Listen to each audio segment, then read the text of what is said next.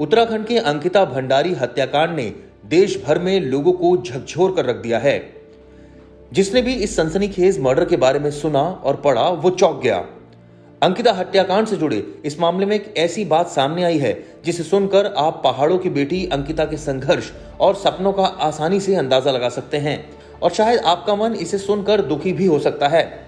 दरअसल 19 साल की उम्र में दुनिया को अलविदा कह चुकी अंकिता भले ही एक गरीब परिवार और एक छोटे से गांव से आती थी, लेकिन उसने अपने परिवार को लेकर कई सपने देखे थे। अंकिता के पिता वीरेंद्र भंडारी ने भी नम आंखों से इस बात को बयां किया है कि मेरी बेटी काफी मेहनती थी। वो मेहनत के दम पर पैसा कमाकर अपने सपने पूरा करना चाहती थी। अंकिता का सपना था कि वो इन पैसों से अपने परिवार को गांव में ही एक नया घर बनाकर दे, ऐसा घर जिसमें उसके माता पिता और भाई आराम से रह सके। लेकिन किस्मत को शायद कुछ और ही मंजूर था।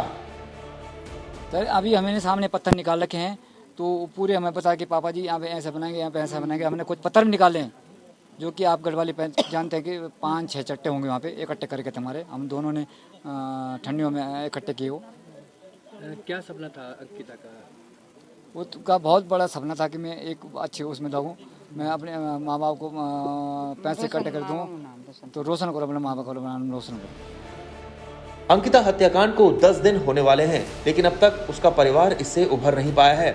अंकिता के पिता वीरेंद्र बताते हैं कि उनकी बेटी बस अपने परिवार का नाम रोशन करना चाहती थी, लेकिन उसके सपने अब अधूरे ही रह गए हैं। दरअसल अंकिता उत्तराखंड के पौड़ी गढ़वाल के श्रीकोट गांव की रहने वाली थी। 12वीं में अच्छे नंबरों से पास होने के बाद अंकिता ने एक प्राइवेट कॉलेज से होटल मैनेजमेंट का कोर्स किया था।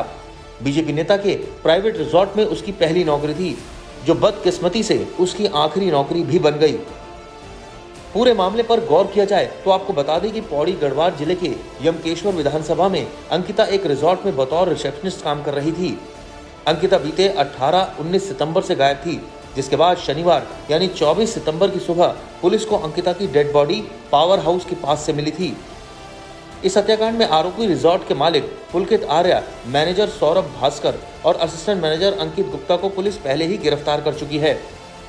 कोर्ट ने तीनों आरोपियों को न्यायिक हिरासत में भेज दिया है। पुलकित आर्य पूर्व राज्य मंत्री विनोद आर्य का बेटा है। ब्यूरो रिपोर्ट, क्राइम तक।